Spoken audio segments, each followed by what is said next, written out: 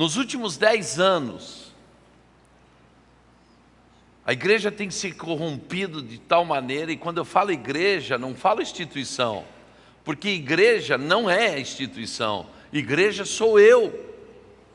Na verdade, nós temos nos corrompidos nesses últimos 10 anos como nunca. Eu me lembro, eu me converti em 91, gente, que temor que era, que respeito que todo mundo tinha.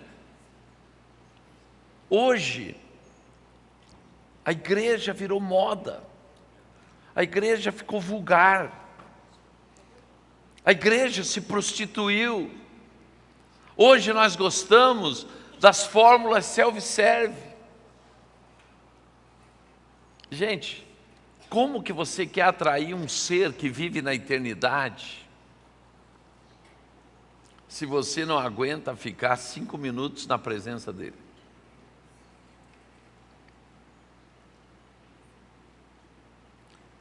Nós não queremos mais investir tempo com Deus.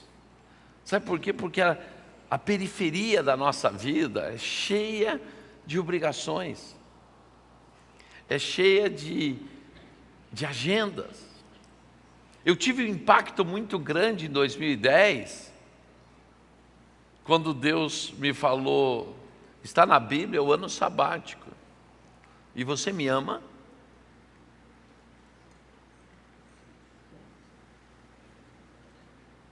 Claro que eu te amo, Senhor. Eu abandonei tudo. Gente, eu era um advogado bem-sucedido. 15 anos depois que eu deixei de trabalhar na minha profissão, eu sou respeitado no tribunal e no fórum como se eu tivesse deixado ontem. Quando eu entro no tribunal, quando eu entro no fórum, parece que ontem as pessoas estão me recebendo da mesma maneira como recebiam há 15 anos atrás. Eu não deixei a minha profissão por causa de dinheiro, nem por fama, nem pelo sucesso. Eu deixei tudo por causa de um chamado. E é isso que você tem que entender. Você não deixou a tua vida, você não deixou o mundo, você não deixou nada à toa. É porque Deus tem um chamado na tua vida. E por Ele ter um chamado na tua vida, Ele te entregou o divino. E é isso que a igreja não tem entendido. Nós recebemos de Deus o divino, nós recebemos uma parcela dele. Então nós não recebemos qualquer coisa, nós recebemos uma parte de Deus. É como Esaú. Esaú era o primogênito. Ele tinha recebido tudo dobrado, principalmente a herança dobrada. Quer dizer, ele tinha recebido o quê? O divino. Você era escravo, hoje você é filho. Você tinha um nome escrito nas trevas, hoje você tem um nome escrito no livro da vida. Deste caminho que para nós parece tão rápido, parece que foi uma coisa tão corriqueira, que passou e nós esquecemos tudo que sentimos naquele momento, porque a coisa ficou tão trivial. Naquele momento nós recebemos o quê? O divino. E quando eu vendo o divino, na verdade, eu estou contaminando, eu estou profanando o que recebi de Deus.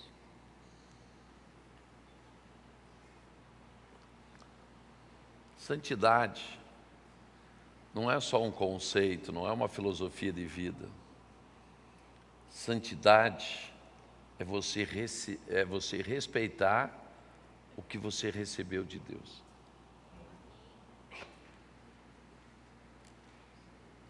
Eu gostaria de convidá-los a abrir a sua Bíblia no Evangelho de João, capítulo 1, verso 1.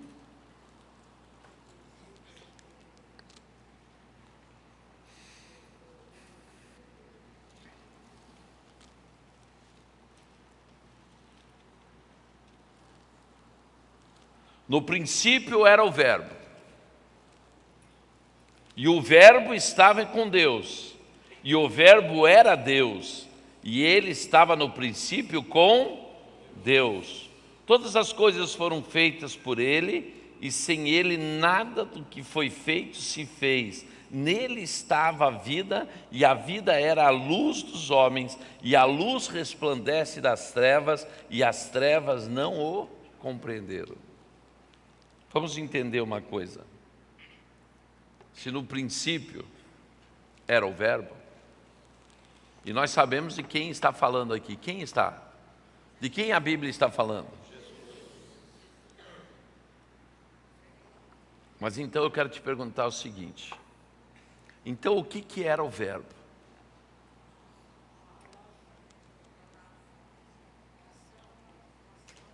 O que era o Verbo?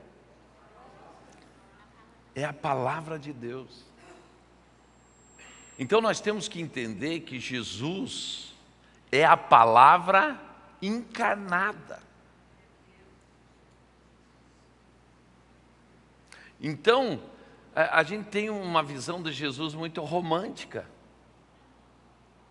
Ele veio para me salvar, ele me ama, Não, ele veio para se cumprir o que estava estabelecido no princípio, a palavra. E é isso que nós não temos dado valor, à palavra. Porque hoje, para ser crente, você não precisa conhecer muito da palavra. Você não precisa obedecer muito à palavra. Sabe por quê? Porque a moda hoje é você quase se parecer com o mundo, com uma pintura, uma tintura de leve, de espiritualidade. Sabe por quê? Porque nós estamos na época que nós temos que ser politicamente correto. Se posicionar na palavra hoje é ser radical, ser xiita. Só que eu tenho um problema, gente. Eu não me converti para aparecer, mas é para ser. E há uma grande diferença entre aparecer e ser. Eu acho gozado os princípios que se seguem hoje. Na verdade é um fingimento, é uma grande hipocrisia. A gente vem para a igreja, só que a gente não quer abandonar as práticas antigas. A gente até se batiza, mas quer continuar sendo a mesma criatura. Eu não posso compreender uma pessoa que o Espírito Santo habita. Já imaginou? O próprio Deus habita em você. E eu não tenho como compreender o Espírito Santo habitar uma pessoa e essa pessoa abrir um site pornográfico. Sabe por quê? Porque em 91, quando eu aceitei Jesus, eu tomei uma posição radical. Tudo que desagradar a Deus, eu estou fora. Tudo que está contra a palavra de Deus, eu estou fora.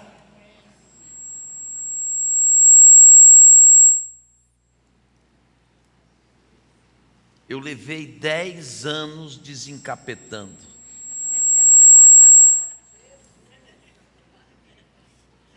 Sabe o que significa isso? São 10 anos tirando demônio, porque eu levei 31 anos me encapetando.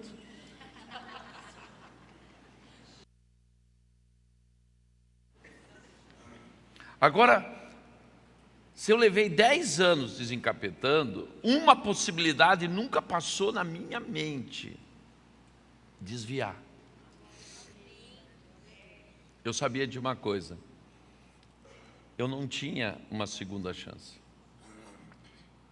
O diabo queria me matar.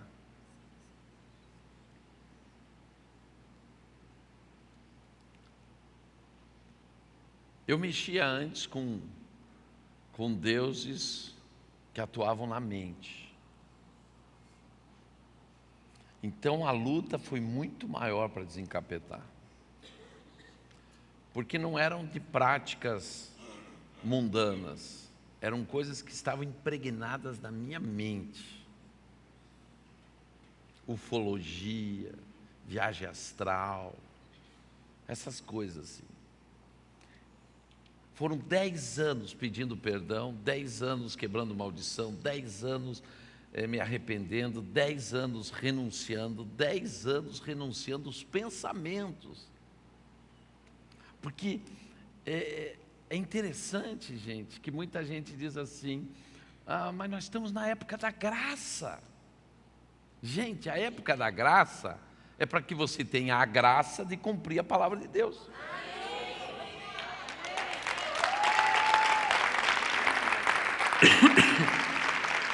Gente, a graça não é um alvará que te permite pecar.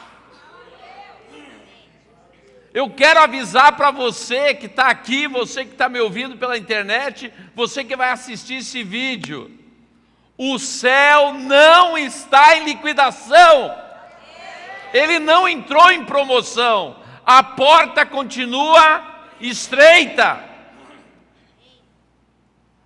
E a palavra de Deus lá no final do Apocalipse disse: não entrarão no reino de Deus os mentirosos, os adúlteros, e por aí vai uma lista. Ele não está falando do mundo, ele está falando com quem está dentro da igreja. Mas por que tem que falar com quem está dentro da igreja? Porque a igreja seria o único referencial do céu na terra. Mas como que eu vou fazer negócio com um crente que é desonesto? Que parâmetro o mundo tem? Existe uma balança, gente. A balança tem 2 pratos. Para que o mundo seja julgado, tem que ter outra coisa no outro prato. Seria a igreja.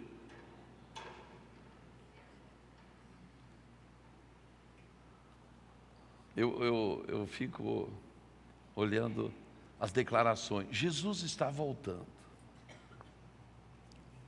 Na minha Bíblia, diz que quando Jesus voltar, Ele vem buscar uma igreja limpa, pura, sem mácula e sem ruga.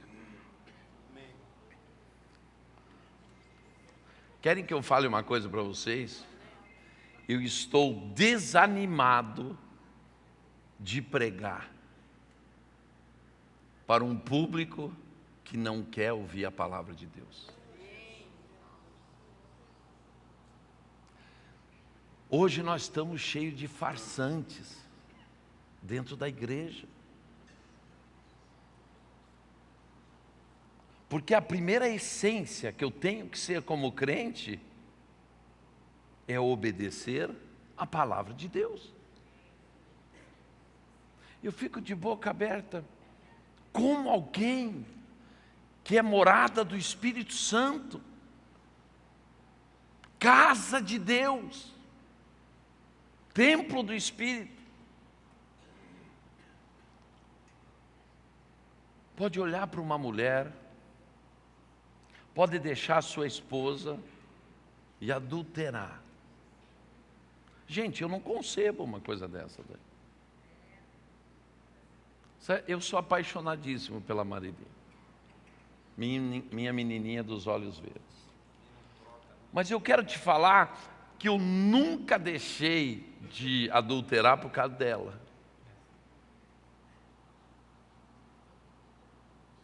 Sabe qual é o meu problema? Ficar pelado na frente de Deus com uma intenção de copular com outra mulher. Meu problema é com Deus. Meu problema é com Deus. Você sabe quando começa o índice de santidade na tua vida, que você realmente sabe que agora você venceu o pecado? é quando você começa a questionar os teus pensamentos.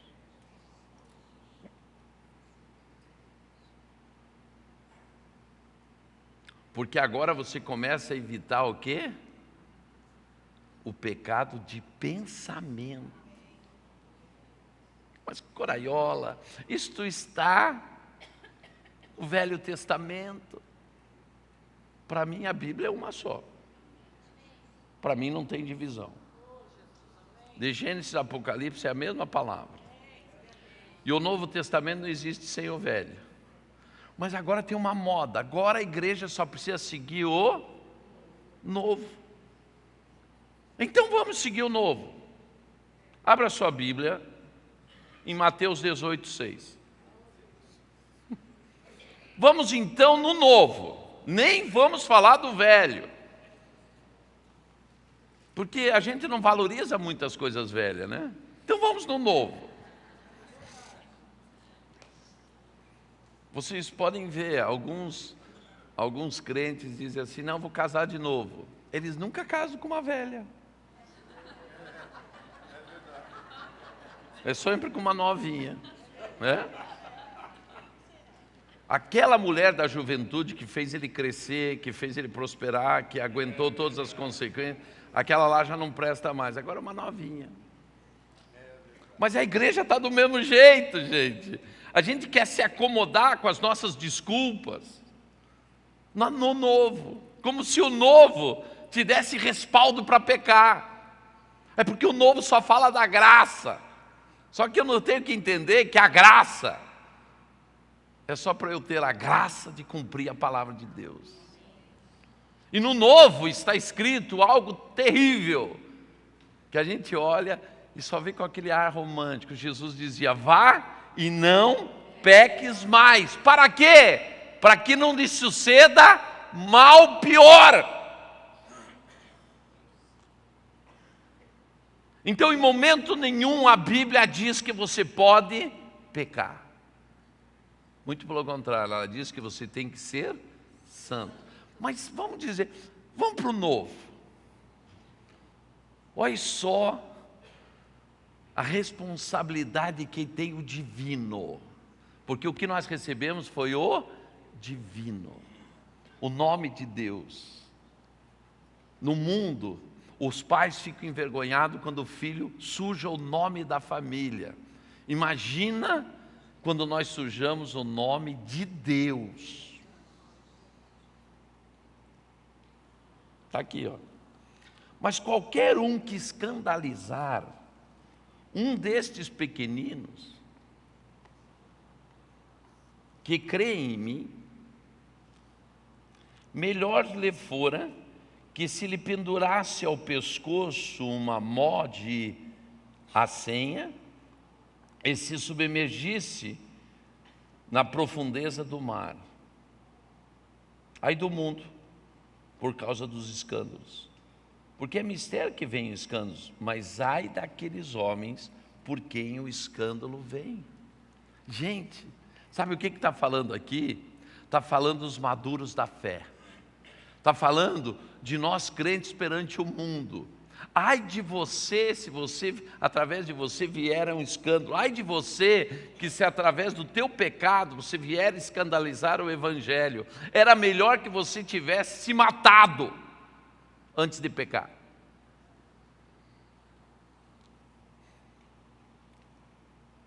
É Velho Testamento? É novo, gente. Sabe por quê? O céu não está em liquidação. A porta continua estreita. Gente, o único referencial que a igreja pode trazer para o mundo é a sua santidade. Eu fico impressionado. Como que um crente que frequenta uma igreja, que se diz filho de Deus,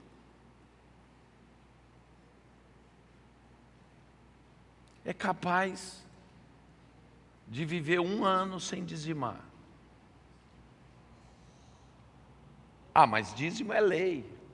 Ué, eu não estou dentro da lei? Os 10 mandamentos vieram da onde?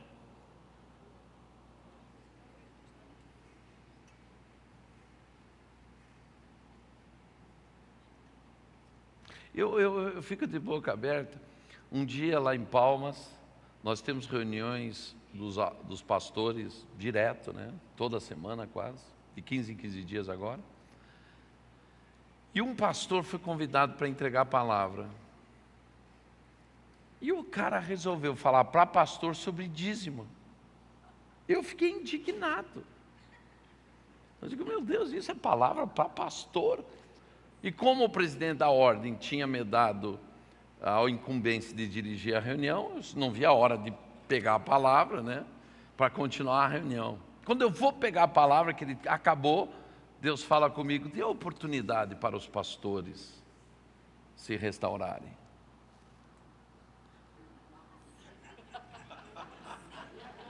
Meu Deus, a visão que eu tinha de pastores era de quase vice-querubins. Quer dizer, são seres quase intocáveis, são seres que cumprem tudo, né? E eu, meio sem jeito, falei, gente, se alguém de vocês, algum pastor, quer fazer um concerto com Deus, vem à frente. Foi o meu espanto. Que igreja é esta que nós temos vivido? Esta com certeza não é a igreja que Jesus deixou na terra. Gente, a igreja está totalmente prostituída. Sabe por quê? Porque agora eu uso um termo, a Deus é amor, e porque Ele é amor eu posso fazer o que eu quero.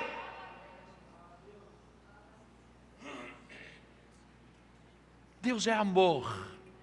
E desde quando que o amor, ele coabita com a traição, com a infidelidade, com a impureza? E desde quando que o amor é o mata-borrão do pecado?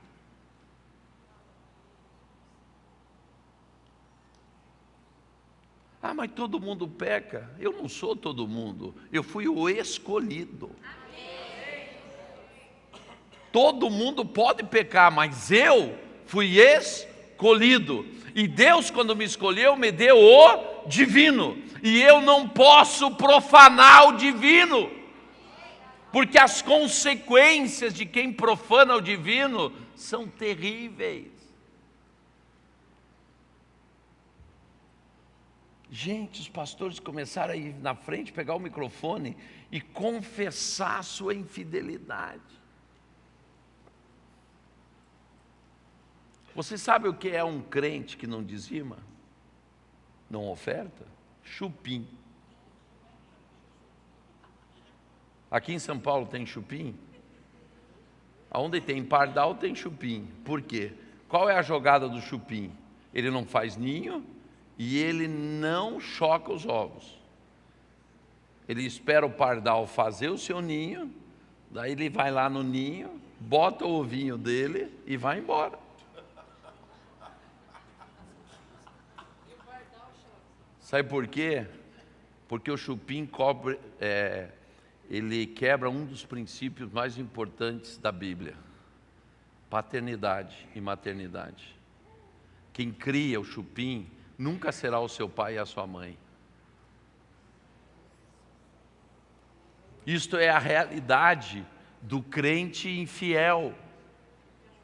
Na verdade, ele está quebrando princípios de paternidade. Eu não contribuo na casa de meu pai, porque na verdade eu não sou filho do meu pai. Porque se eu fosse filho, um princípio que eu jamais quebraria seria o princípio que mexe com o meu bolso. Porque no meu bolso está medindo quem é o meu Deus. É simples.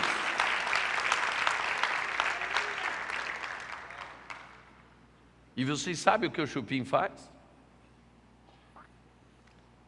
Ele nasce e nasce maior que o pardalzinho.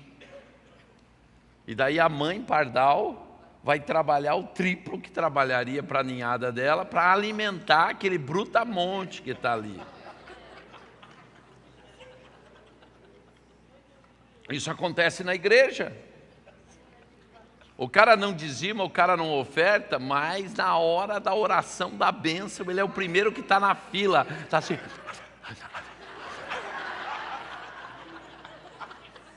Pastor, eu.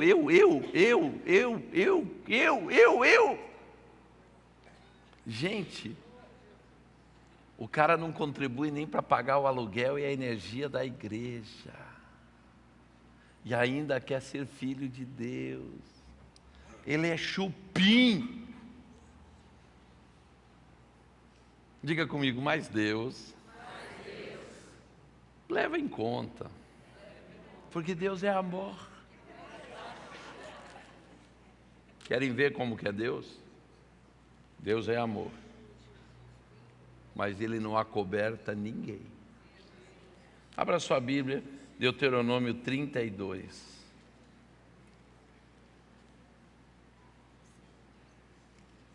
32:49. Cutuca o teu irmão e diz assim: se prepare agora.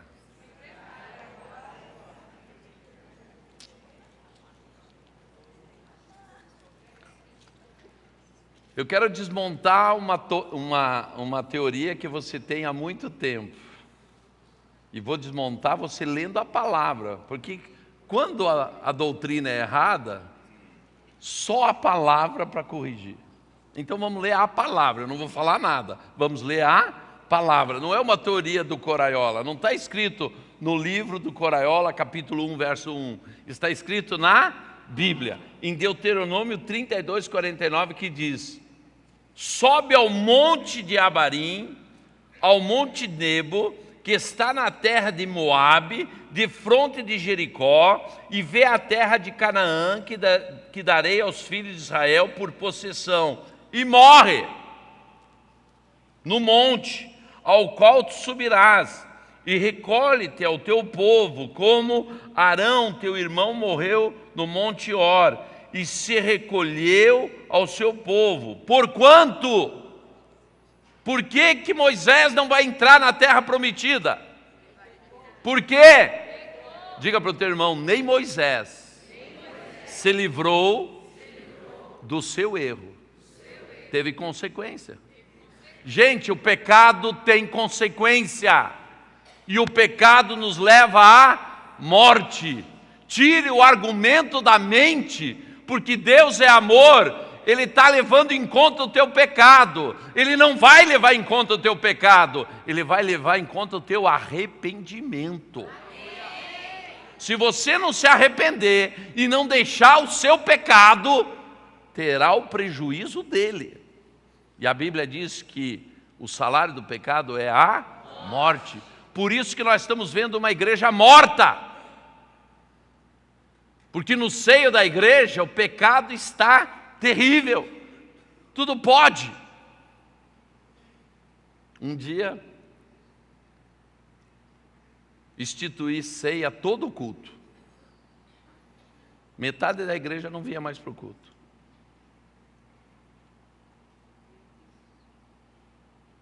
Digo, meu Deus, a igreja diminuiu. Mas claro que diminui.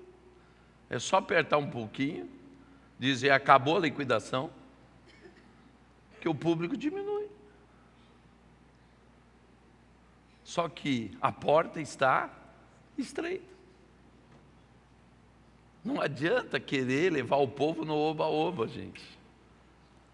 Na verdade, não adianta estar na igreja feliz indo para o inferno. Princípios. E para entrar no céu, começa se aceitando Jesus, mas se arrependendo dos seus pecados. E não pecando mais. Então, por que eu pus esse texto aqui?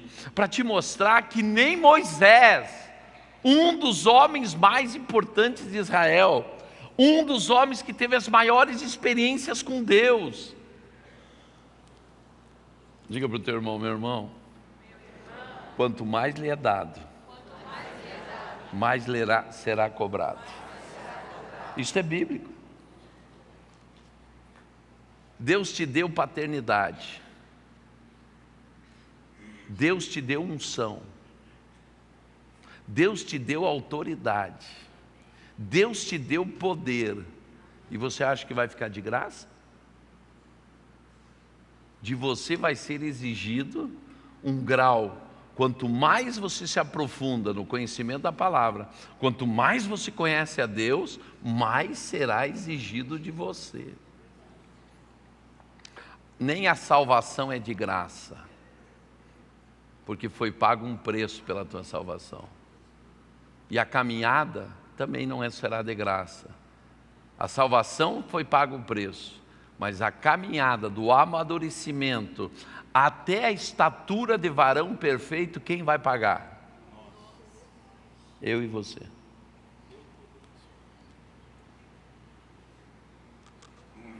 Buscai e achareis. Batei e se abrirá. É isso que temos que entender.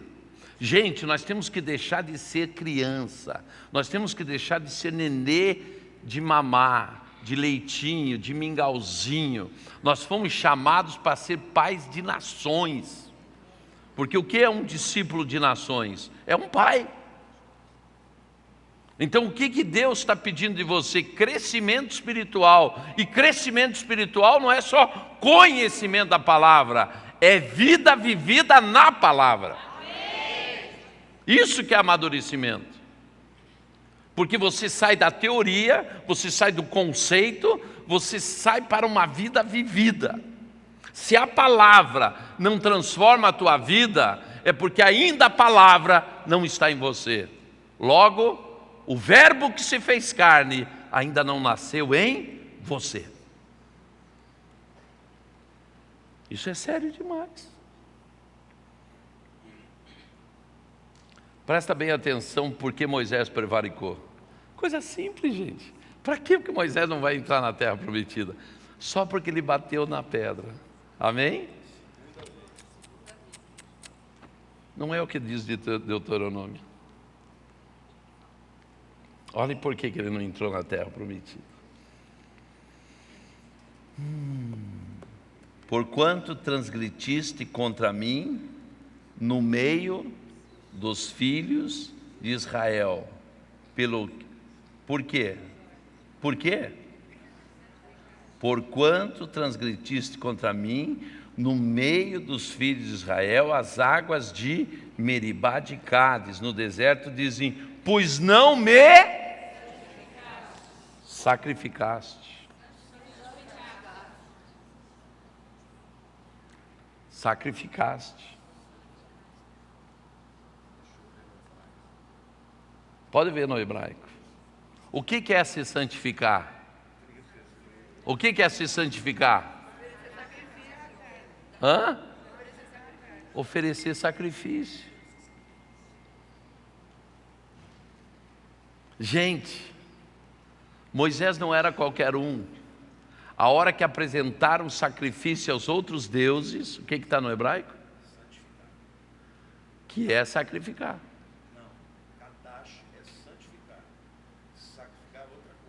Pois é, mas o que é o santificar-se? É sacrificar. Então o que ele cometeu? Qual o erro que ele cometeu? Ele deixou adorar outros deuses, trazendo ouro e fazendo um bezerro de ouro. Mas ele não adorou a Deus com os seus sacrifícios.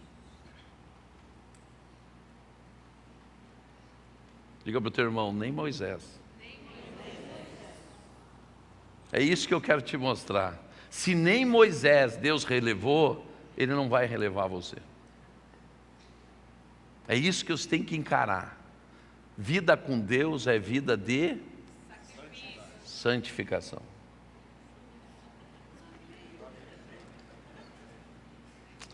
Gente, nós éramos das trevas. Estávamos imperados pela lei das trevas.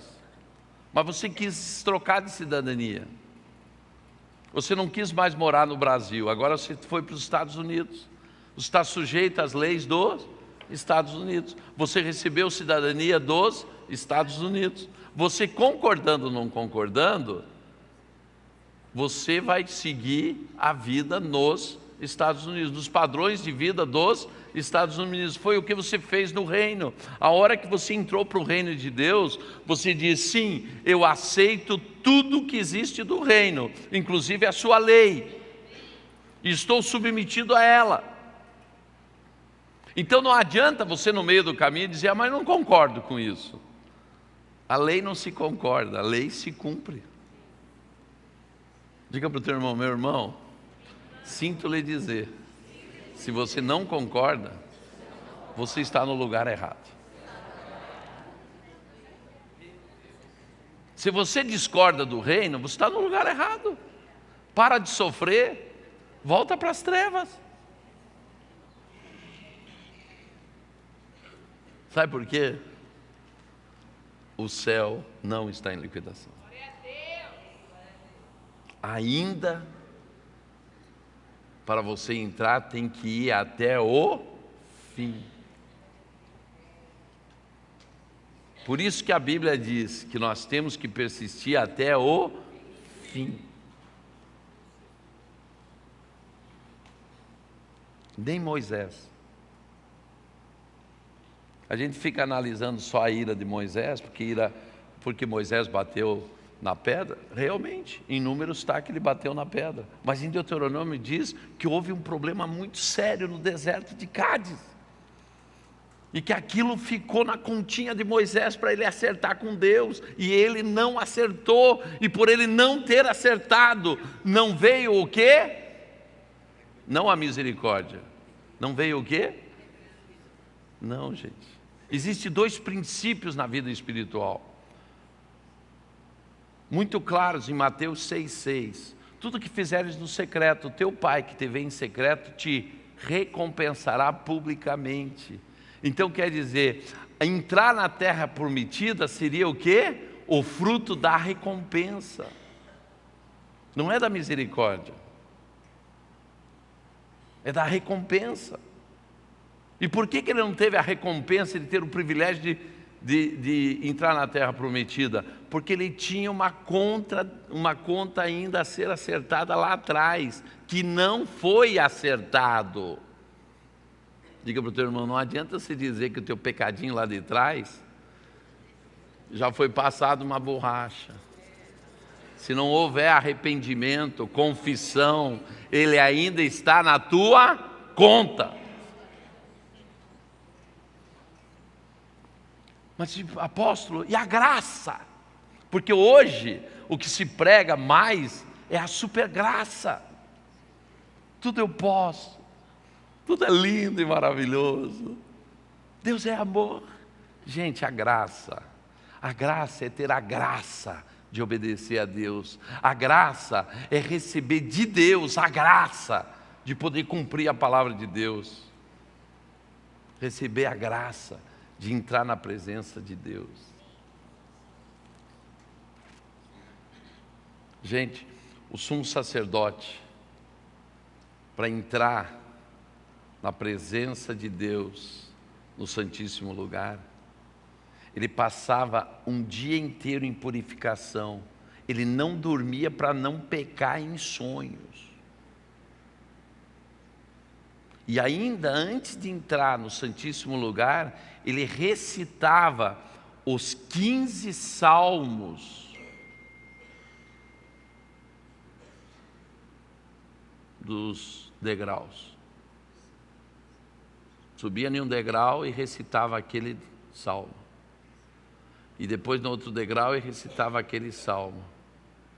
Sabe por quê? Porque 15 é o dízimo de 150.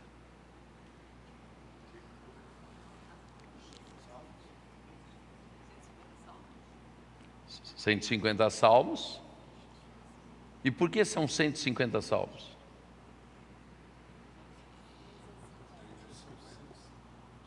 Porque foram 150 dias que a terra ficou submersa para ser purificada.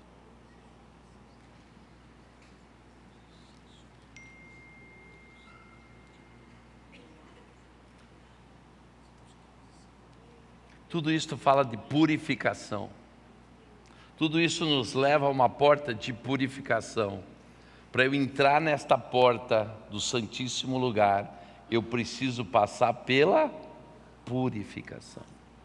Por isso que para o Santíssimo Lugar, no templo, existiam quantos degraus? 15 degraus. Porque para se entrar na presença de Deus, só em santidade. Diga para o teu irmão, agora veio o terrível. Vou pregar no Novo Testamento, não no Velho, no Novo. Sabe o que diz no Novo? Mateus 11, 26.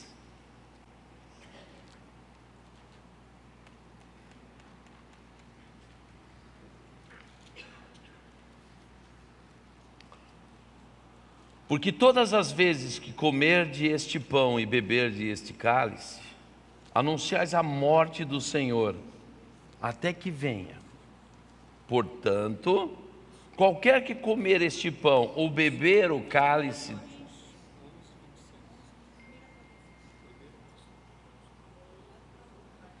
É 1 Coríntios? Mateus 11, 26.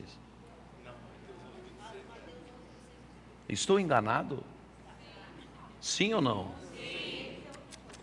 Apóstolos não se enganam, apenas se equivocam.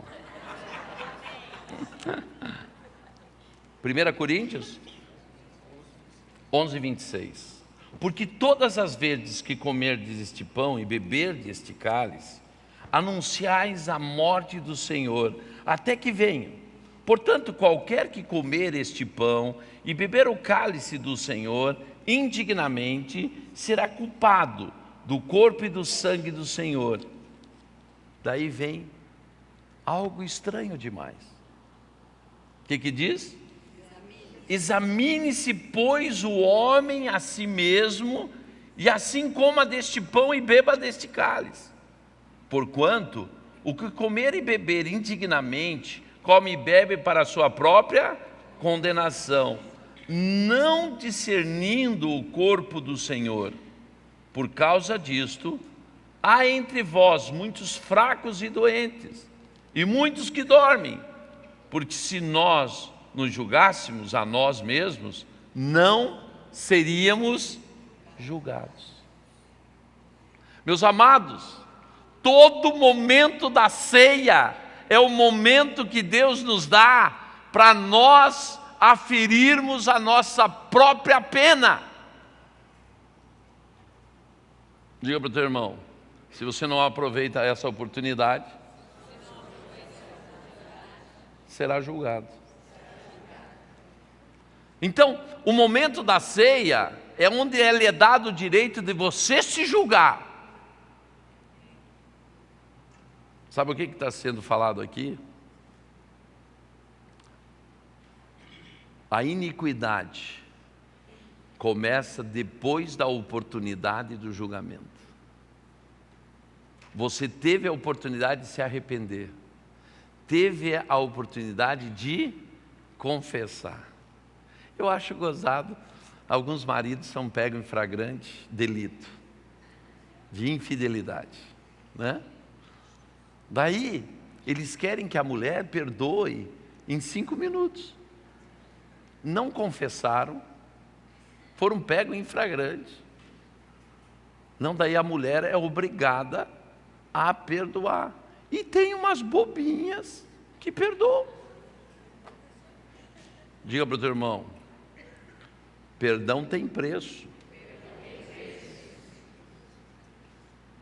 É por esse motivo que muitos crentes que não interpretam direito a palavra, vendem o perdão na liquidação. O cara foi um cara de pau, sem vergonha, foi capaz de deitar com outra, e agora a mulher que ficou em casa, mantendo a sua santidade e dignidade, é capaz de liberar perdão em 5 minutos? Não. Primeiro tem que conquistar o perdão, porque confiança não se cola. Confiança é um cristal que se quebra. Daí o marido vem reclamar para o pastor: pois a minha esposa não esquece do meu pecado. Claro, porque deu um perdão de 5 minutos, nunca vai esquecer, porque nunca perdoou. A verdade é essa. Porque o cara foi cara de pau mesmo, gente. Foi sem vergonha. Pecou contra ela, pecou contra a igreja, pecou contra Deus. Porque não pensem, porque o cara ou a mulher ou quem for, o jovem, ele entra no motel, entra ele e todos os carros da igreja junto com ele. Porque passamos a ser corpo. Nós não entendemos que antes nós pecávamos, mas não éramos corpo. Eu pecava para mim mesmo. Só que agora eu pequei como corpo.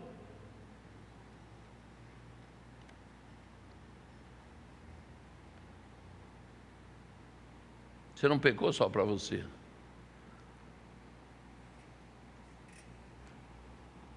Eu entrei no motel junto com você. Um dia, eu falando com o pastor, viajando, nós dois assim do lado, no avião, ele disse que foi confrontar um pastor assim com grande nome no Brasil, grande pregador. E ele ficou sabendo de um pecado do cara. E confrontou o cara.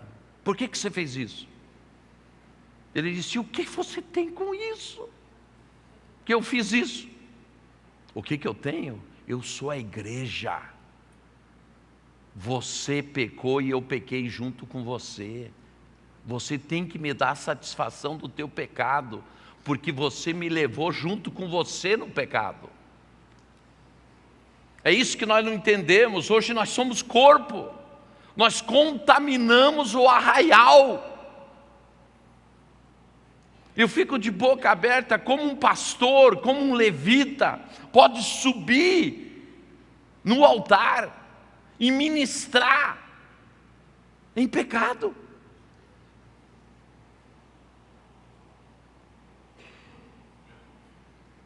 Me expliquem isso, porque eu não consigo entender. Eu acho que eu estou fora do meu tempo. O evangelho que eu aprendi quando o Lamartine me conheceu, eu estava nos primeiros 2 anos de evangelho. O evangelho que eu aprendi não foi esse que nós estamos vivendo hoje. Quando eu aceitei Jesus, o que me ensinava é que eu tinha que ser santo, que eu tinha que deixar o pecado, que eu tinha que deixar as práticas. Venha como está.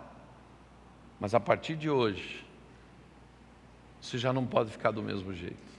Hoje não. Venha como está e fique como você quiser.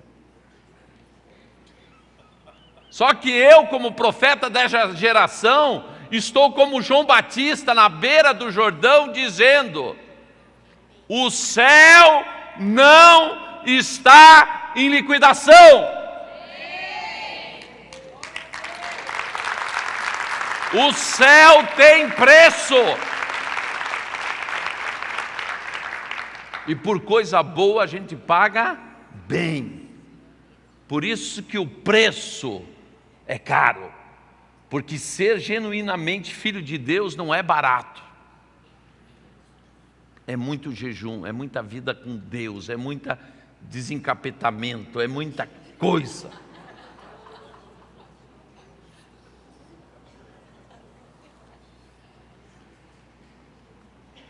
Gente, como pode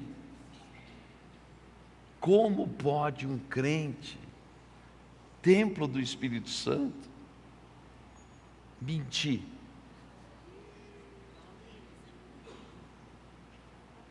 Mentir. Gente, depois que eu aceitei Jesus, eu não consegui mais mentir. Eu tenho um problema para mentir. E o pior não é nada. O pior é que eu sou casado com uma mulher que é séria demais. E de vez em quando eu sou brincalhão. É um problema sério que ainda tenho que me curar. Eu solto uma brincadeira, ela me diz assim: nem por brincadeira. Eu já tenho que pedir perdão. Eu digo para ela: quem precisa do Espírito Santo casado com você? Porque a Marili, ela é extremamente zelosa.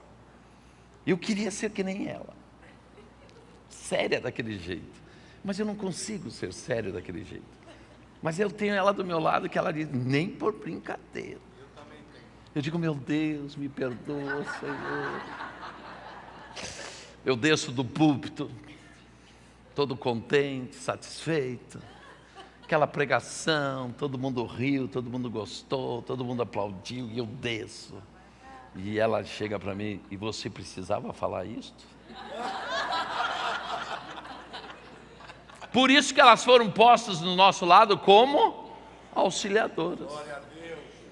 E bobo do marido que não sabe viver com uma auxiliadora. Mas aqui eu quero voltar para a ceia, para o momento da ceia, quando a palavra de Deus diz assim: examine-se a si mesmo. Para quê? Para quê? Para que você não seja julgado pelos outros. A gente lê isso daqui, passa despercebido, pensa que passou, ninguém viu. Não, a Bíblia está dizendo que se você não examinar-se a si mesmo, chegará o tempo que você teve o tempo de se arrepender e de pedir perdão. Mas se você não fizer, chegará o julgamento dos outros. Davi era o segundo coração de Deus. Se tem um homem que podia Deus passar por cima, era Davi. Era ou não era? O cara era bom, gente. O cara era o cara. Eu acho que o Roberto Carlos fez aquela música para ele. O cara sou eu. Ele era o cara. Só que Deus não passou a mãozinha. Sabe por quê? Porque a porta é estreita. E Davi sofreu todas as consequências do pecado. Mas diga para o teu irmão: o importante é o que você faz depois. Quer dizer, pecar, você vai pecar? Até pode pecar, não deve, mas até pode. A Bíblia diz: quem está de pé, cuide-se para não cair. Mas diz: cuide-se, não é que você vai cair. Gente, a palavra é uma cerca de proteção. Ela está dizendo: cuide-se para não cair. Mas não diz que você vai cair. Vai cair se quer cair. Porque a Bíblia está dizendo: cuide-se. Gente, a panela está quente. Então eu vou pegar na panela para ver se ela está quente? Não, já me falaram que ela está quente. Então a Bíblia já está dizendo: cuide-se para não cair. Quer dizer, examine-se a si mesmo, se julgue, para que você não precise sofrer o quê? As consequências da queda. Teve um pastor muito famoso no Brasil que pregava para casais, casamento, era o tema dele. E um dia ele caiu com a mulher do pastor auxiliar dele. Gravaram todos os diálogos dele com ela, a ponto dele dizer assim: eu mando matar o teu marido. Gente, eu não estou falando com um cara do morro que é o chefe do tráfego. Eu estou falando de um pastor famoso do Brasil que falava sobre casamento.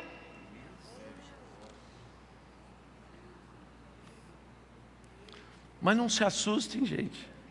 A igreja está disto para pior. Porque o pecado não tem começado nas cadeiras. O pecado tem começado aqui. O grande problema nosso hoje é purificar o altar.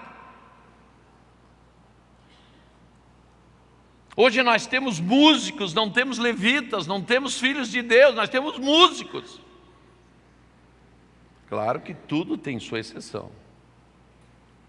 Eu estou generalizando um pouco para trazer a igreja a uma realidade. Gente, nós precisamos passar por uma reforma, por uma restauração profunda, para novamente podermos dizer que somos igreja.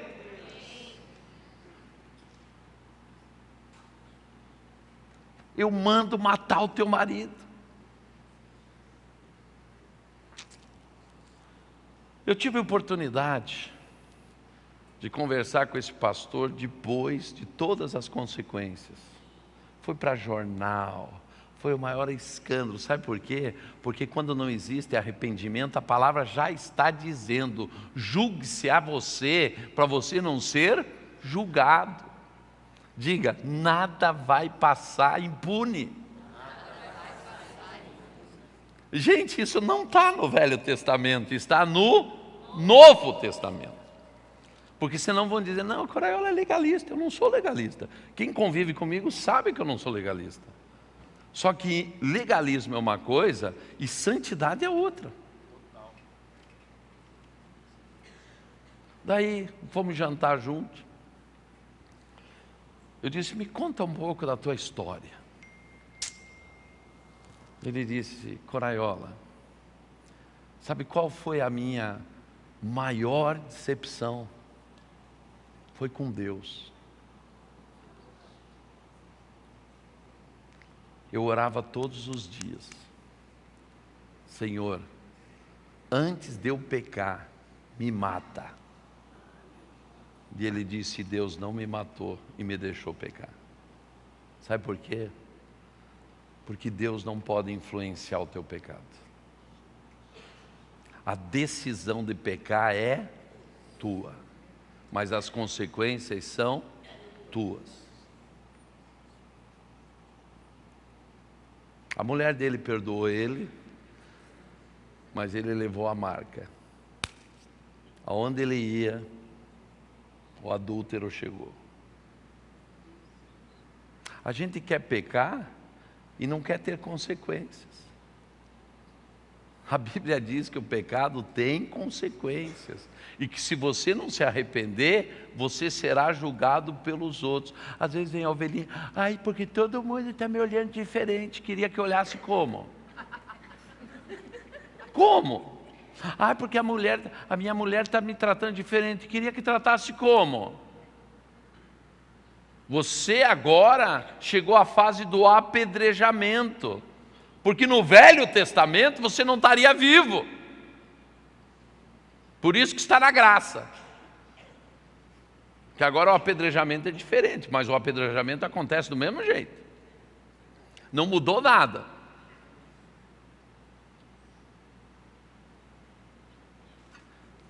Não adianta você fazer um pacto com Deus, porque Deus não vai aceitar esse pacto. Antes que eu peque, que morra. Não, você foi posto para ser uma cópia na forma e na forma de Jesus. Venceu o pecado. Sabe por que você aceitou Jesus? Para vencer o pecado. Sabe por que você aceitou Jesus? Para ser da geração do segundo Adão. Por Jesus ter vencido o pecado, Ele te abriu a porta para que uma geração possa vencer o pecado. Amém. Gente, nós não fomos liberados para o pecado, muito pelo contrário, nós fomos chamados para a santidade. Amém. Sabe por quê? Porque o céu não está em liquidação, a porta continua estreita. Olha o engano. Outro pastor, famosíssimo, usadíssimo por Deus. Gente, o culto que cego não era curado, não era culto. Gente do céu. E ele casado com uma víbora. E quem me falou não foi ele. Eu sabia da mulher. Ela era tão gostosa, tão bonitinha, tão não sei o quê, que ela só entrava no culto quando tinha começado e saía antes de terminar, para não conversar com ninguém na igreja. Uma mulher maravilhosa. Mas a culpa é de quem? Do homem que só olha para a beleza da mulher. É verdade. O homem tem homem babaca, gente. Tem homem babaca. Fica assim, ó. Não. Gente, você quer o quê? Na hora que você está escolhendo a tua mulher e o teu marido, você fez a escolha, a segunda escolha mais importante da tua vida. Primeiro é aceitar Jesus, e a segunda, escolher quem vai viver para a eternidade da minha vida.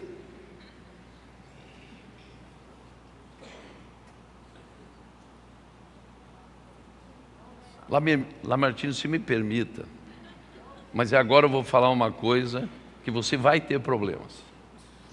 Mas eu tenho que falar. E você me conhece, a ingenuidade do meu coração diante de Deus para falar isso. Você sabe que eu sou sincero. Divórcio e separação. Depende do caso. Não, não depende do caso. A Bíblia é clara. Pela dureza do seu coração. Quer dizer, o cara que é dureza de coração e vai optar pelo divórcio e pelo separação, é porque, na verdade, quem é duro de coração não tem Deus, gente. Depende do caso. Não depende do caso. A Bíblia não fala de casos. Ela está falando no geral para a igreja. Se você fez essa opção, é porque você tem dureza de coração. E Deus não habita em um coração duro.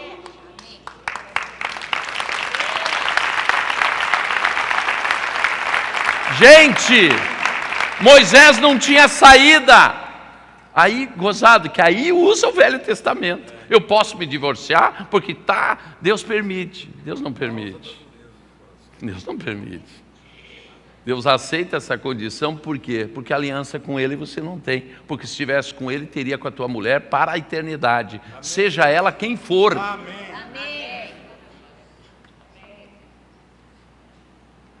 Eu sei que muitos de vocês estão nessa situação de segundo casamento. Eu tenho dificuldade de fazer um segundo casamento. Fiz alguns, mas eu tenho dificuldade. Porque não é o que diz a palavra. Não é o que Deus mostra com Jacó.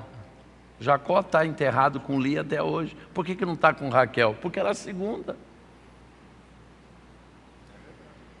Eu não vou passar a mão na cabeça de ninguém. Mas daí está o cara lá, usadíssimo por Deus, me contando na minha frente. Pastor, uma noite eu orei para o Senhor. Senhor, não aguento mais o meu casamento. Eu quero um outro casamento. Quero casar com fulana de tal.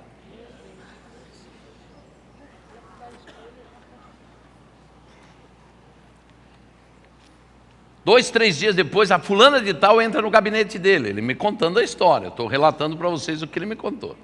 Entra e diz: você me pediu para Deus?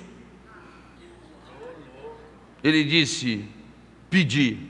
Seu sem vergonha, seu safado, onde se viu? Você é um pastor, você tem mulher, você é casada, eu sou líder da intercessão da igreja, onde se viu? Mulher agiu correto ou não agiu? Só que a mulher tem um problema sério, gente. Mulher anda muito na alma. E carência de mulher é terrível. Ela se atira no primeiro braço que quer recebê-lo. Nem toda, tem exceção. Já falei para Cida. Cida, não case. Porque a Bíblia diz que é melhor não casar. Não case mais. Seja uma viúva alegre.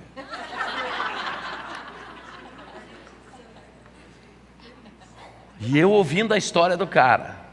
Só que a mulher, gente, reagiu inicialmente assim e depois se atirou nos braços dele. 1 ano e meio de adultério. Um ano e meio de milagres sobrenaturais. Porque esse é o grande problema dentro da igreja. Nós confundimos dons, unção, com comportamento diante de Deus. Os dons foram entregues, a unção foi entregue, Deus não retoma. Você vai continuar sendo usado do mesmo jeito, porque Deus está te dando a oportunidade de você se julgar. E aqui está o grande engano de a maioria dos cristãos. Não, eu estou em pecado, mas Deus está compreendendo. Não está compreendendo, está cumprindo isso daqui. Ele está te dando tempo de você se examinar, se arrepender, porque se isso não acontecer, você será julgado. Por quem? Pelo corpo.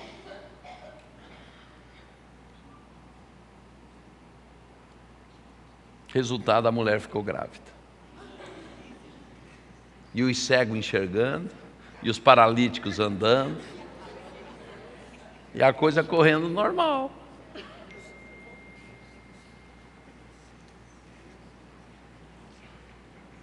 Deus não poupou Moisés, Deus não poupou Davi, e Deus não poupa nem você, porque a porta do céu continua estreita.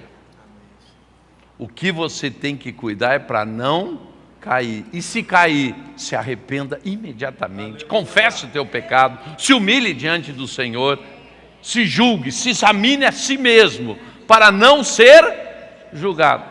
Ficou grávida, todo mundo entrou no julgamento. Ah, apóstolo, a igreja não me compreende. Mas como vai te compreender? E por que a igreja tem que compreender? Quando você estava 1 ano e meio em adultério, você não pediu a compreensão da igreja, nem perguntou se a igreja queria ir com você para a cama. Esse é o problema. Depois se ofende, porque estão olhando diferente. Não, isso é a consequência de Moisés. Morreu no monte, não entrou na terra prometida. Isso é consequência de Davi, o seu filho não nasceu, morreu. Nasceu, mas morreu. É a consequência do pecado. Fora os demais pecados que teve que pagar. Meus amados, santidade não é um conceito, não é uma filosofia, é uma condição. Você reflete o céu através da sua vida.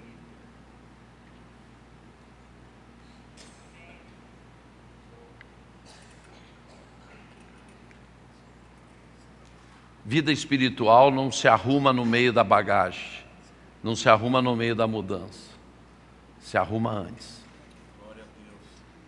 Porque no meio da mudança pode cair do caminhão. Vida espiritual se acerta no altar com Deus. Agora, a minha igreja compreendeu. Nós temos ceia todo culto.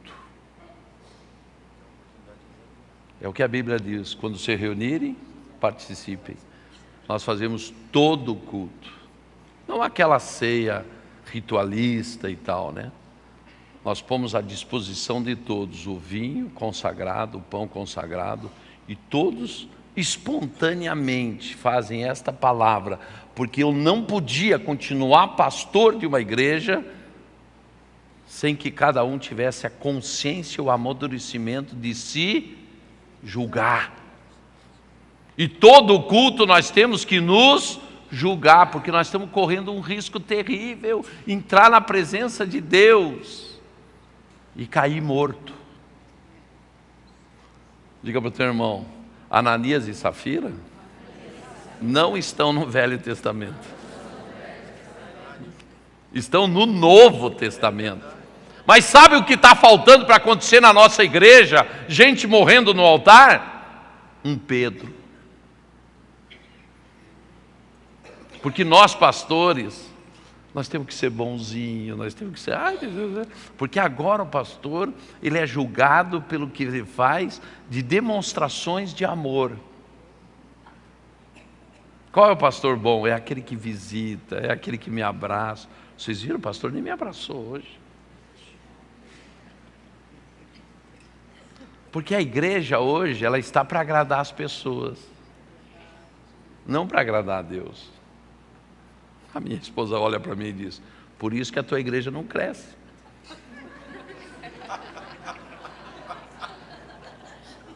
Porque você não agrada as pessoas. Eu digo: eu não estou aqui para agradar. Eu não estou para agradar ninguém. Eu tenho um compromisso com Deus. Eu deixei tudo na minha vida para seguir esse compromisso. Senão eu continuava cuidando da minha vida e frequentando uma igreja. Porque no final de contas, sabe quem que vai dar conta de quem está andando comigo? Eu. E nesse julgamento eu quero estar aprovado. Eu tive um caso na igreja, muito sério. Tive que tomar uma das situações mais difíceis da minha vida como pastor: expulsar alguém. É uma situação muito difícil, sabe por quê? A gente faz tudo para trazer as pessoas para a igreja. E ter que expulsar uma pessoa é terrível. Só que a gente tem que compreender o seguinte: todo mundo que faz parte do rol da igreja, faz parte daquela família, faz parte daquele corpo. E todo pecado oculto que está naquele corpo, todo o corpo sofre as consequências. Isso não tem nada a ver. Você pode até não concordar comigo, você não é obrigado a concordar.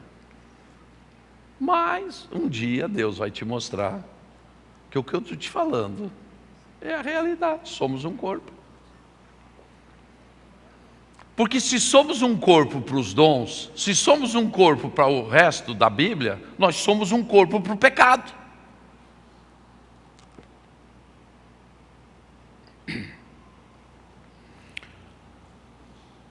Esta moça viajou comigo, com mais um grupo de pessoas, para fazermos. Eu fui fazer doutorado, eles foram fazer outros cursos em Costa Rica. E na viagem de volta, ela ataca um rapaz e começa a masturbar ele dentro do avião.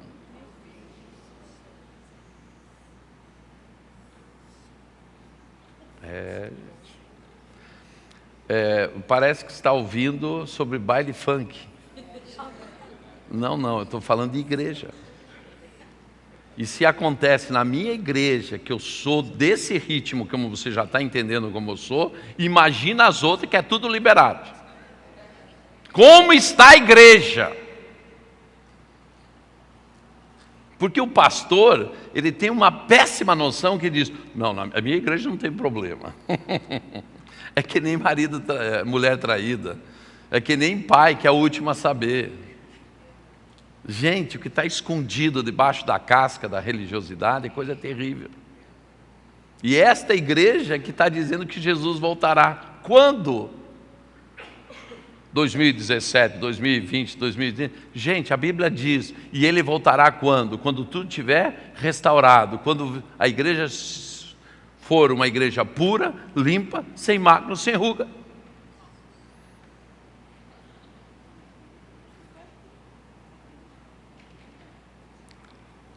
Descobri eu que ela viajava, aprontava,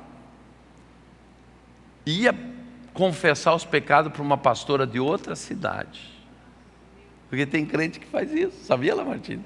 Ele não quer confessar no corpo, porque o corpo tem consequência. Quer fugir do apedrejamento.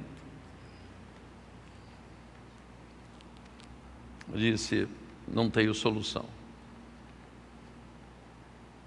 A partir de hoje, chamei a família dela junto com ela. A partir de hoje, você não faz parte mais do rol desta igreja. Eu pergunto para vocês, se é um recém-convertido, você entende, ele está em um processo. Mas crente de 10 anos fazendo essas coisas, crente de 20 anos fazendo essas coisas, crente que já está sendo vovô da igreja, de tanto tempo que tem de crente, fazendo ainda essas coisas, aonde nós vamos parar com a igreja? Quando que a igreja vai ser madura? Porque madura não é o conhecimento, madura é a vida vivida com Deus. Amadurecimento significa experiência. E quando que uma pessoa é experiente? Quando ela não erra mais o que ela errou na sua juventude, porque agora ela tem o quê? A experiência. Então, eu aqui não estou falando de recém-convertido, eu estou falando de crente. Para o recém-convertido no primeiro ano, segundo ano, tal, você ainda entende umas quedas, mas eu estou falando de gente que hoje faz parte da igreja. A nossa igreja não é uma igreja de jovens, hoje não se converte tanta gente como se convertia antes. Hoje nós temos um corpo de Cristo maduro, ou pelo menos tinha que ser maduro.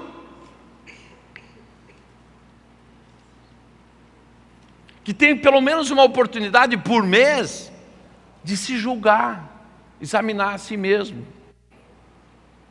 E faz isso de um modo irresponsável. Eu conheci um casal jovem. Isso é para os jovens que estão na igreja. Sabe como que é os namoros ultimamente? E eles estavam nesse padrão. Domingo, de ceia, pediu perdão.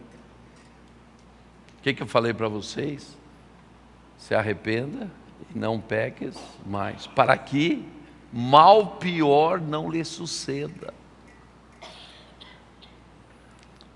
Na ceia pediu, mas sabe, na semana, como que é, né? A carne é fraca. Sim ou não? Sim ou não? Sim. Não, gente. Se a carne fosse fraca, eles não pecariam. É porque a carne está muito forte. Gente, carne fraca não peca, porque a carne milita contra o espírito. Se a carne está fraca, o espírito está no domínio. É porque o tutano está dominando. Por isso que temos grandes problemas, carne forte. Agora pergunta, se está jejuando. Eu sempre pergunto para a Maria, aconteceu não sei o quê, uma cara, blá, blá, blá. Eu digo, estava na igreja? Estava voltando da igreja? Estava orando? Você queria que acontecesse o quê? Só pode acontecer isso daí. Carne fraca é a pior desculpa que tem. Apóstolo, cair novamente, porque a carne é fraca, é forte demais.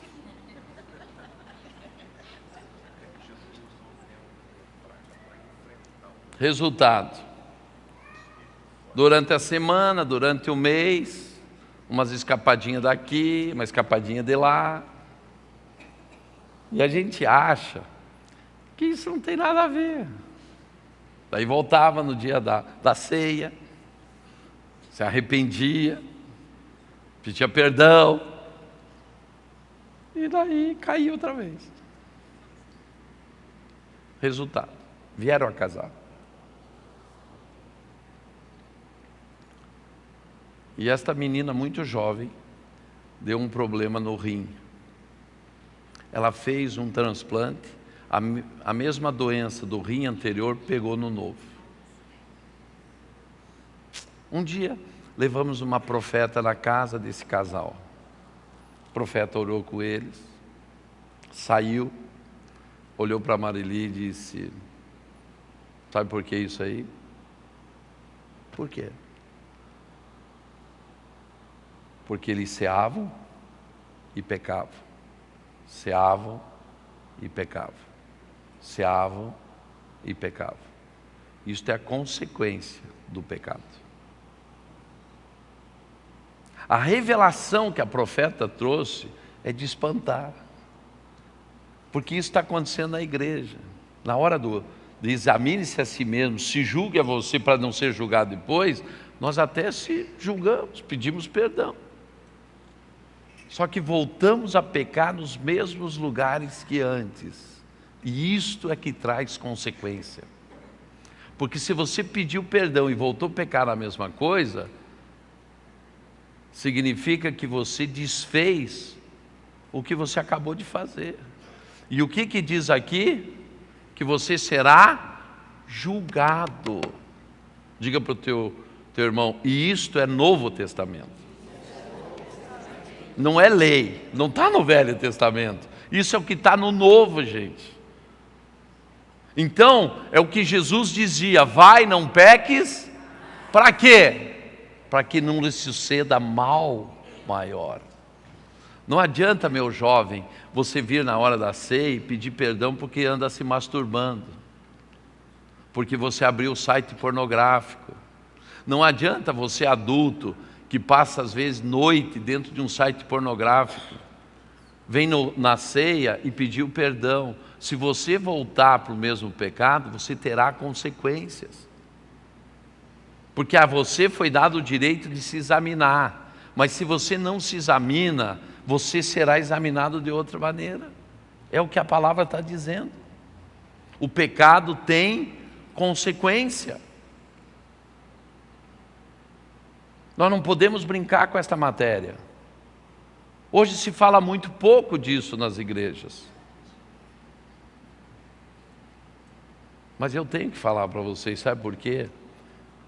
Eu tenho uma obrigação com Deus. Mudar a minha geração. Amém. Eu podia cuidar da minha igreja. Fazem 15 anos que eu viajo. Às vezes eu faço 8 voos por semana. Só por uma coisa. Para falar algumas coisas que as pessoas não querem ouvir. De vez em quando eu digo assim, Marili, não vale a pena. A igreja está tão contaminada que não vale a pena. Mas daí logo em seguida Deus diz assim, vale. Aleluia. Continue falando o que eu tenho mandado você falar. A Marili é uma pessoa muito confrontadora. É uma das pessoas mais confrontadoras que eu conheço. Ela confronta até a mim. Por isso que é uma das piores, porque para me confrontar não é fácil, mas ela consegue me confrontar. É uma leoa. E há uns 2 anos, 3 anos atrás, ela disse, eu tenho que mudar. Isso causa tantos problemas com as pessoas, de relacionamento. Eu vou me frear um pouco, eu vou me dominar um pouco mais. Porque para as pessoas não terem uma visão de mim errada. Eu não sou a visão que elas acham que eu sou. E daí ela começou a passar a ser assim, uma apóstola, como se diz? Assim, gostosinha, né? Gostosinha, assim. Todo mundo gosta, né? Você pode ver. Aquela pessoa, oi, tudo bem? Como que você está? Não confronta nunca. Né? E era coisa. Daí, o apóstolo Amaro, que alguns de vocês conhecem, que ela vem sempre para São Paulo. Quem conhece o Amaro aqui? Tem alguém que conhece aqui? Lá, isso. O Amaro é um profeta daqueles que ele fala o que você quer, o que você não quer e o que você não vai querer por 30 anos, né? Ele revela assim. E ele sofreu um acidente, nós estávamos no Maranhão, fomos visitar ele. Ela sentou, eu sentei, e ele Oi, tudo bem? Como que vocês estão? Como a apóstola está bonitinha, né? Olha o termo que ele usou. Não foi o mesmo termo que eu usei agora? Como ela está bonitinha. Quem te mandou agradar as pessoas? Eu te fiz para falar a verdade. Por que você não tem feito isso? Foi ou não foi, Malena? Está armando ela aqui. A primeira profetada, que não foi profetada, né? Foi uma cacetada. Quem te mandou mudar? Sabe por quê? Porque hoje é tão bom, gente, ir para a igreja, água com açúcar. Como é bom. Todo mundo só tem palavras gostosas. Só que Deus levanta profetas.